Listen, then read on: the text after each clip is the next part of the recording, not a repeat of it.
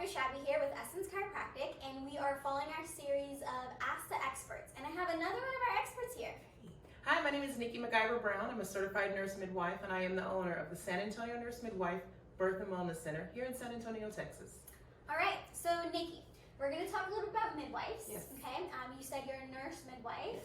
I know you're a nurse practitioner. Yes. Okay, so what does that mean, a nurse practitioner, besides like a regular RN? Gotcha. So here in the state of Texas, the degree that I've received is a Master's in Nursing, Okay. and then I applied to become an Advanced Practice Registered Nurse. Okay. With the schooling that I obtained to become a Certified Nurse Midwife, that allowed me to have prescriptive rights with a collaborating physician, and also the ability to diagnose and treat clients. Not practicing medicine, but it's still all within my scope to ensure that, you know, if I have a client with a bladder infection, I can diagnose a bladder infection Okay. and then treat that bladder infection with antibiotics or whatever treatments I need as necessary. Nice. So, do you just see pregnant moms? So my scope of practice allows me to care for women from adolescence through menopause. So sometimes mothers will bring their daughters in to learn about their periods, and you know, they come later on when they're about 21 to have their first PAP completed.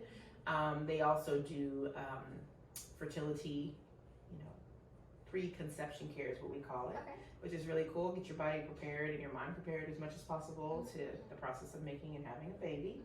And so then all the way through menopause, so even past periods, I still see women and Okay. do wellness exams, draw blood work, prescribe medications if necessary if they need them, and you know. So you can prescribe birth control? I can prescribe birth control. I can talk about all the different methods and different types of systems that you can use to delay your pregnancies if you desire. But yeah, I definitely do that. Earlier you mentioned, you said pap smears at 21. Yes. Can you kind of go over that? Because I For know sure. the thing has been when you're first sexually active or 18. That's like Exactly. what I was raised with. Yeah, Right? exactly. So the guidelines have changed probably about 6 years ago. They recommend that we don't start doing PAPs until the age of 21, and then once we do them when they're normal, we don't do them again until every 3 years. So that's 3 years. So that's 3 changed years. too. That's It used to be every year. It used to be every year. So Yeah. one of the big things is a lot of times women will use their OBGYN or their midwife as their primary care provider. So we do still want to see you annually to check your blood pressure, check to see if you're safe at home. We also like to check to see if there's any concerns about diabetes or high blood pressure that we can address, and not wait every 3 years for those kind of things. So we do encourage annual exams as well, but we don't need to necessarily get a sample, a cervical sample every year. But that's every 3 years. Now, if it's not normal, do you know something different? No? Okay. He's vocal, I love it. If there is something abnormal that's going on, depending on the results, then we have a different plan of care to follow.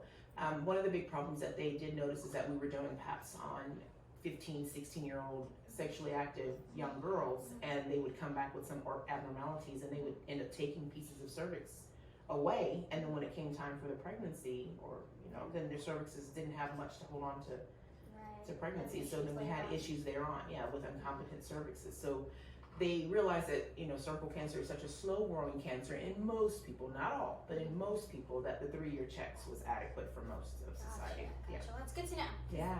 I didn't know that. Yeah. Yeah. It's good to know. Okay. So you deliver babies. I do catch babies. Yeah. Getting into getting into the topic. Yes. You do home births. I do. That's what you're known for. I would say in San Antonio, you're known to deliver babies at home. Absolutely. In the tub, in the shower. Anywhere. In the kitchen, in the bed. So there's a little bit of a taboo with that. Sure. Right? Sure. People think home births and they're like, okay, like we have new technology and we have new this and that. Yeah. Tell me about that. So we have determined that there's been lots of studies that have determined that technology is not what saves babies and moms. If you look at our stats for the babies that are born in the hospital, I mean, you can see that we don't have the best morbidity and mortality stat for the amount of money that we spend on healthcare. So as an advanced practice registered nurse and being a midwife in general, our focus and our goal is healthy moms and healthy babies. Obviously, that should be anybody's goal. But another main thing that we do is we focus on listening to the pregnant person. That's important. That's important. A lot of things are missed when you have the 5-minute visits with the OB, and if that's okay for you, then that's fine, but that's just not generally how we operate, especially in the home birth business. We have to really make sure that your risk factor still qualifies for the out-of-hospital birth setting. Not everybody does. So people think about, well, what about those people with high blood pressure? Well, we don't see them. They risk out. What about the ones with diabetes? Well, that need medication. We don't see these higher risk moms because they do need that extra level of care sometimes, and sometimes their babies will need that extra level of care. But the majority, even for mamas that, you know, don't have any medical issues, but the majority of the times it's not even any issues that go on. People just have babies. Or they don't. And if they don't, then we go in and we go with them. But yeah, people have this huge fear about birth, and it's really interesting. And but for those people that are worried or concerned about or have fear associated with birth, and out of hospital birth definitely isn't for them either. Mm-hmm. It's definitely a mental thing. You have to be mentally ready to do it. It is, yeah. It takes prep work, having a good team, trusting your team, being mentally prepared for what you know your body's going to go through. That's huge, because physically we can't control any of that part, but the part that we can control is how we emotionally respond to it and prepare for it, and that's pretty much what you need to, what we have to do. So now let's say a mom who delivers at home. So obviously you go to her house to deliver. Yes. What happens through her pregnancy journey? Gotcha. So I follow the same schedule that obstetricians follow, where I see a mom every 4 weeks for the first 28 weeks. Then I see them every 2 weeks from 28 weeks to 36 weeks, and from 36 weeks on I see them weekly. For the home birth visits, I'll do a home visit at around 37 weeks, and we're just checking out your space. We talk about if you're interested in using a birth pool, what we need to do. I talk about what the birth will consist of, when I arrive, how we determine we still need to continue doing what we're doing, or we need to stop and go to the hospital. And D&E, there's always another plan. I mean, that's something that I worry about. I don't put that on you, but we do have a basic transport plan. So I have clients look to see where is the closest hospital with labor and delivery in your area, so that we're not trying to ask Siri in an urgent situation, what do we do? So that's already taken care of. I carry a lot of things with me to the birth. Medications, I carry oxygen, I carry a bag and mask for mom and baby, so if I need to do CPR for baby and or mom, we definitely have that. I always come with an assistant, unless baby is like, unless baby is like meeting me as I'm on my way there, then I always like to have an assistant. And so there's somebody that's NRP and CPR certified to cater for mom and baby. So you said medicine, so although it's at their home, you can still provide the oxygen. Absolutely, oxygen. And I have clients, if they're GBS positive, so that's group beta strep, if they want to have IV antibiotics, I do offer that. I carry antiemetics, so medications for nausea. I carry, if somebody has an allergic reaction to the antibiotic, I carry EpiPen. I carry Benadryl. I carry things for afterwards too. Yes, like things for afterwards. Goes wrong. Pitocin is one of the big ones that I do carry. So if mom has any issues with any bleeding post birth of the placenta or post birth of the baby, then I can offer that to help with the uterine contracting, to help decrease bleeding, and also Cytotec is another one of the main ones that I carry. And those work really well. I have a lot of other tricks of the trade and some tools that are in my bag that I can utilize.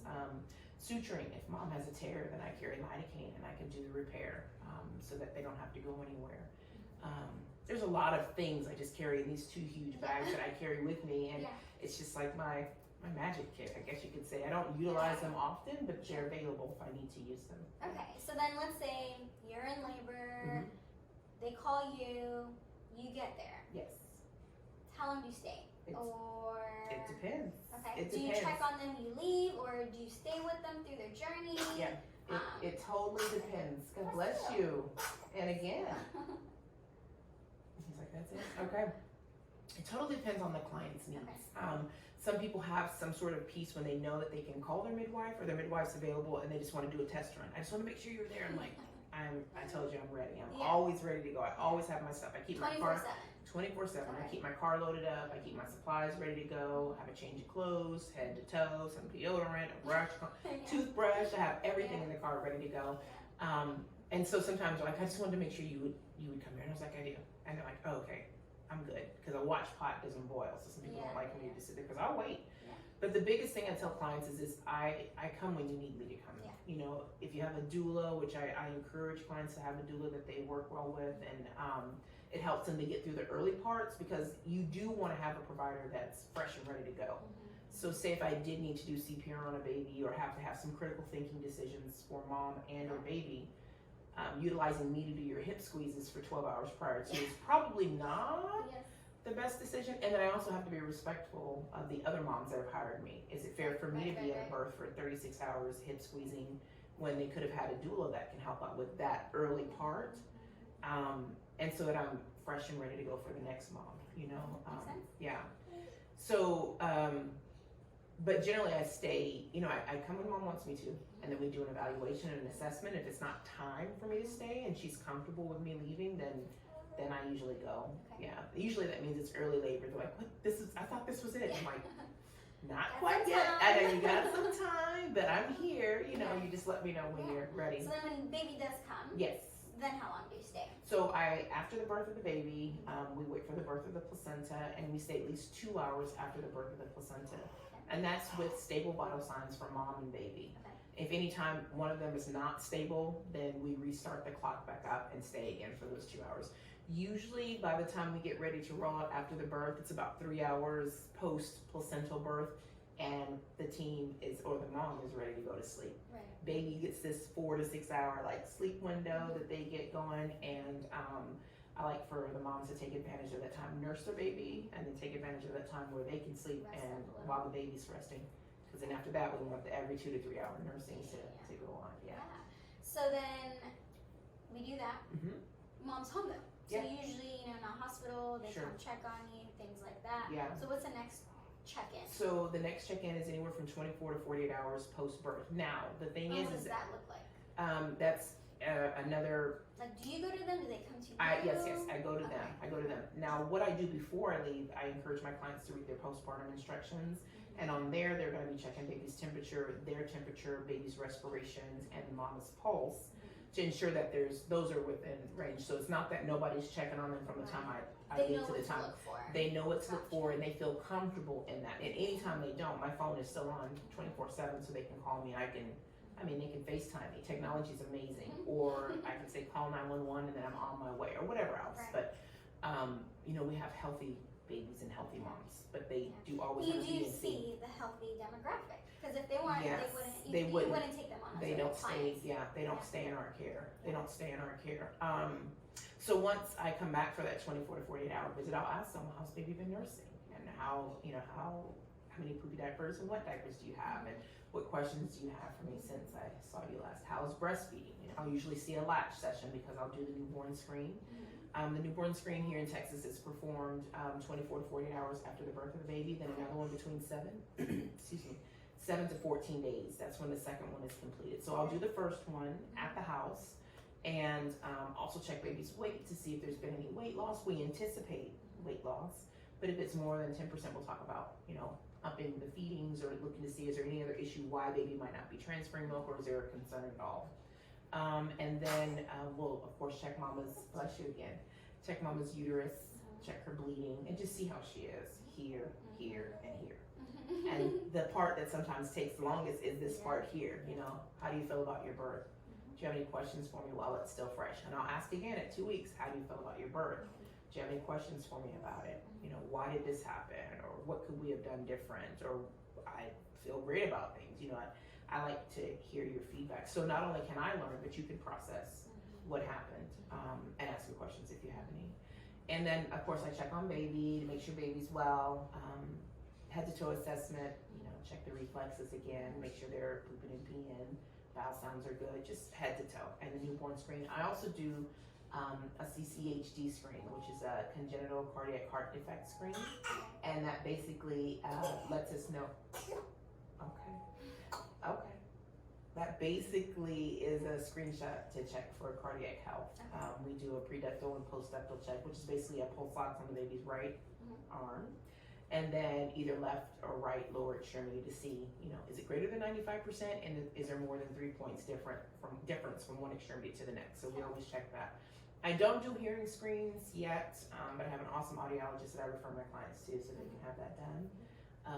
And then, answer any questions again, ask if there's any, and then if not, then our next visit is at 2 weeks, and that visit's here at my office, and we go through everything again. How's everybody here, here, and here? Yeah, how's baby doing? How's mom doing? How's breastfeeding going? Do you have any questions about things? And it's interesting. I love watching my families and my moms grow from the 24 to 48 hour visit where they're just like, I just had a baby, everything's wonderful, to the 24 to 48 hour, well, I thought I heard that 24 to 48 hour visit, they're still, you know, super hyped up. Yeah. 2 week visit, they're kind of like, all right, so what is this whole thing about? I mean, sometimes they're wearing pants and sometimes they're not. I'm like, you don't have, never mind. Let's not talk about you not having pants. Let's just make sure everybody's okay. And that's just because, you know, you're getting adjusted to all of it. I get it. And that, yes. And then you get to that 6 week visit, and that's so cool to watch these moms because they have on pants and their hair is done sometimes. But it's just a growth that you see in them as a mom, and it's just really cool to watch from the minute they come in to see you with bellies that are sometimes flat for their very first visit at 10 weeks because, you know, there's no, the baby's not up and out yet, but to having a whole 6 week, 7 week old kid, and it's pretty cool to watch that whole journey. Such an amazing transformation. Yeah, it's so cool. And so since you do provide other cares, moms usually stick with you afterwards. Yes, yeah, it's really cool. And sometimes moms will come to me before they're moms, and they're there, you know, to have the wellness check, and then I'm like, yeah, I catch babies too, and they're like, really? And they follow up with me. I mean, a lot of OBs have that experience. And then some women will just see me for the birth, and they didn't know. They just thought, oh, a midwife just catches babies or delivers babies, and then they learn, and then I just keep doing their wellness exams, and they don't go see anybody else. Awesome. Like, So tell me about this room we're in. Oh, this is the Ida Suite. Yeah. This is the Ida Suite. So before I purchased the birth center, or knew how many rooms I was going to have or anything like that, I knew that I was going to name one of the suites for sure after my maternal grandmother. She's alive and well and lives in Columbus, Georgia. And it was really neat because probably about 2 months ago, I was able to show her the Ida Suite on the iPhone. It was really, really neat. Yeah, FaceTime. Yeah, FaceTime her. And she was like, technology. It is super cool. Yeah. And she was like, that's so pretty. I was like, do you approve? She's like, I approve. And I'm like, oh, good. So you said this is a suite. What does that mean? So this room is one of the actual suites where people will have babies. I've had several People babies. can have babies at your... Right here, Okay. yeah, in my facility. Okay, so it's right not here just in this home births. bed. Not just home births. No, not just home births. So So this looks like a bedroom. There's yeah. bed, you got a tub over there, Yes, the bathroom's the over there, the bathroom. shower. Yeah. So you're mimicking a house. A home, yeah, Yeah, mimicking a home. someone's But home. when you open the cabinets, that's when I have my medical equipment. Gotcha. And then when we set up for an actual birth, then it does look a little bit more, not medical, but the things are pulled out that I need. Like I'll have my oxygen tank out, and I'll have my equipment out on my little trolley. And so it looks a little bit different. But right now, you come in and it's just like a room. Yeah. I wish my room could look like Yeah, this, but me it too. doesn't. But it doesn't. Like, can you mimic this Right? for me? People tell me that. They're like, does your house look like this? I was like, mm-mm. But I also don't have to worry about, my kiddos jumping on my bed when I'm not home because nobody's gonna come jump on my bed. So it stays as clean as it does when I leave. So yeah, I do births here and also in the home setting. So. And so I see that obviously you have the different locations moms can have birth, and obviously if they're at home, they can, same thing. So can you maybe explain that to me a little? Because I think most people think home births, birthing pool, and that's all they think That's of. all they think of, So yeah. is that it? Or No, that's not it. So it's interesting that you can have a plan about, and this is about how you think your baby's gonna come out or where you think your baby's gonna come out, and it might not be exactly what you think.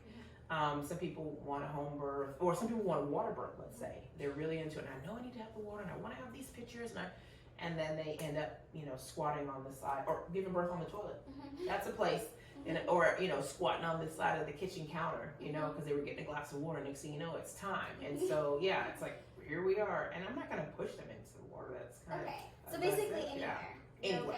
Okay. Anywhere, inside, outside. Okay. Yeah, anywhere. And the same thing for here. I mean, I have the bed, Yeah. but being active and mobile during labor is really important. So we have the bed, of course, dad and mom can lay down, or mom and her support person, whoever that is, can lay down and be comfortable after the birth. But I have my stall bar over here, so you do your squats.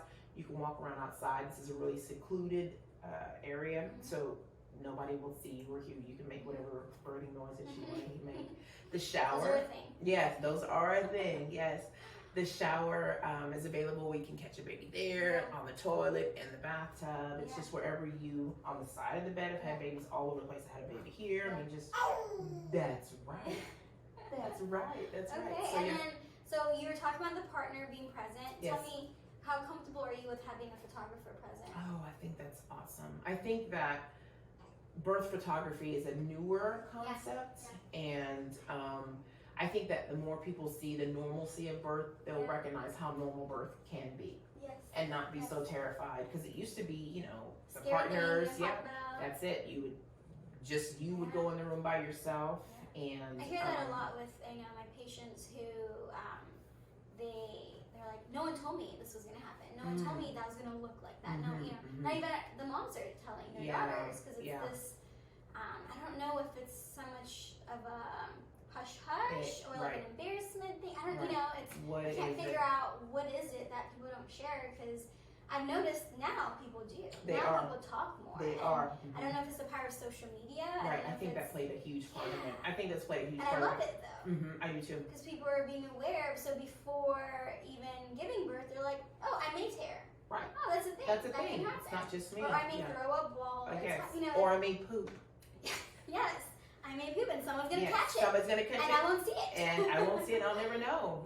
Or I mean, it's not an unknown thing. No one tells you. They don't. Until it happens, and you're like, what's happening? What's happening? Is this normal? But I think social media has done it's been a huge benefit, I believe, because there's pictures of things that I know I hadn't seen, and I've been doing this I've been in the maternal child field for 21 years. So I was an L&D nurse for 13 years, and I've been a nurse midwife for 8, so 21 total. And so there's pictures of things that you normally would see just the doctor hold the baby, or maybe the mom holding the baby, and here you go with the smile, but pictures of crowning, or just babies with it's just things that you wouldn't normally see. That's really amazing. And I think it decreases the fear, because it's like, oh, this is a thing. You know what's coming. You have an idea. There's no unknown. No. The unknown of how you may emotionally feel or physically feel. But physiologically, you know what's happening. Yeah, you know what's happening. I think that's fantastic. So I love birth photography. I think it's amazing. I love it. Yes. I actually made sure when I installed this pool that it would allow for access to photos. And awesome. Good light. For real. And good light. That's awesome. Yes. Okay, so tell me, if someone you're a spitty today. Yes. If someone wasn't here and they were looking for someone with your credentials or something what you provide, the services you provide, is there a place to go look for someone? There are. So, first of all, being a certified nurse midwife that does out-of-hospital births is very rare.